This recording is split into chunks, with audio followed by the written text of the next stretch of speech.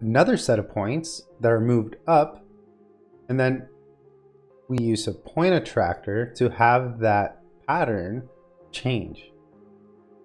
So what we need to do now is take these points, copy them,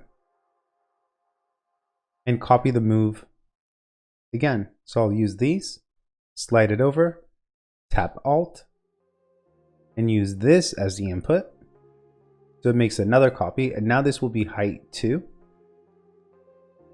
We'll lower it.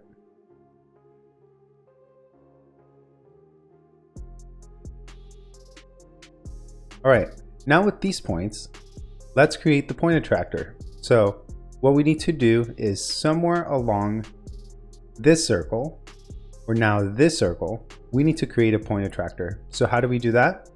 First, we need the circle. So we'll create a circle fitting